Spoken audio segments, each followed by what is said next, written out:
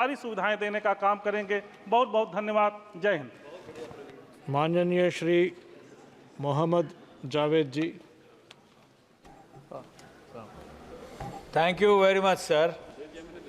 Indian aviation act 2024 में बोलने के लिए आपने इजाज़त दिया, बहुत बहुत शुक्रिया। मेरे पॉइंटर्स हैं सर कि फेयर रेगुलेट होना चाहिए, बहुत बढ़ जाता है, उसके आपने स्पेशल टाइम भी दिया था। दूसरा, जब बहुत डिले हो जाता है या कैंसिल हो जाता है तो उसको कंपनसेशन मिलना चाहिए। कंस्ट्रक्शन जो एयरपोर्ट्स की हो रही हैं उसकी निगरानी होनी चाहिए। अभी बरसात में हमने देखा कितनी ख़राब कंस्ट्रक्शन थी, उस पर एक्शन होना चाहिए। अफोर्डेबल एयर टैक्सी होना चाहिए सर, क्योंकि पेशेंट जाते हैं और इतना अनअफोर्डेबल होता है कि उसका अवेल नहीं कर पाते हैं। कंसेशनल फेयर होना चाहिए पेशेंट्स के लिए, स्टूडेंट्स के लिए और एल्डरलीज के लिए।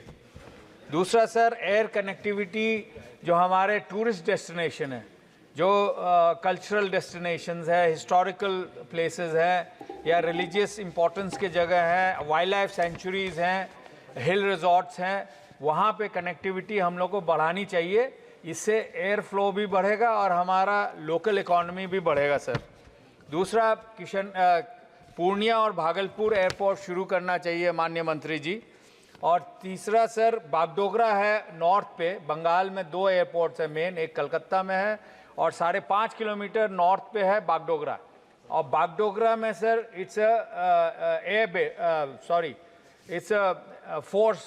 एयरफोर्स का टर्मिनल है और वहाँ से चाइना और बांग्लादेश बॉर्डर है। हमारी जो चाइना की पोजीशन है और धीरे धीरे एनक्रोच अपॉन कर रहे हैं इंडियन लैंड पे, तो कोई ठीक नहीं है कि वो सिविल के लिए काम रह पाएगा या नहीं। तो मेरी गुजारिश है कि इसका ऑल्टरनेटिव किशनगंज में है माननीय मंत्री जी, इसका ऑल्टरनेटिव किशनगंज में है which is about 100 kilometre south of Bagdogra.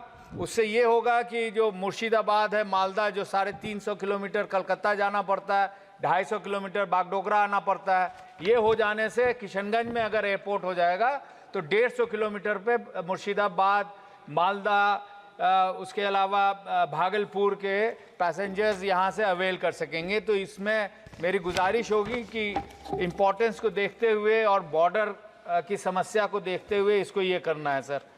तीसरी बात ये है कि एयरपोर्ट एक्सपेंशन में ज़मीन चाहिए होगा, तो ज़मीन में मेरी गुजारिश ये है कि वक्फ की ज़मीन ये ना लें।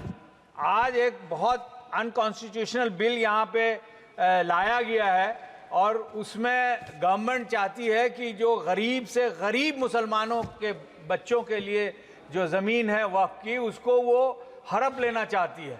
तो ये ऐसा ना हो कि इस वक्फ की ज़मीन पे ये इंक्रोच अपॉन करें। मेरी ये गुजारिश ये भी है सर कि बिहार स्टेट में लगभग 14 करोड़ आबादी है और वहाँ पे सिर्फ 3 एयरपोर्ट हैं जो ऑपरेशनल है। एक पटना अच्छे से है, बाकी 2 बहुत माइल्ड ट्रैफिक है वहाँ पे। तो उसको देखते हुए पूर्णिया और भागलपुर को इमीडिएटली शुरू किया जाए और किशनगंज को एक इंटरनेशनल एयरपोर्ट बनाने की ज़रूरत है। बहुत बहुत शुक्रिया सर।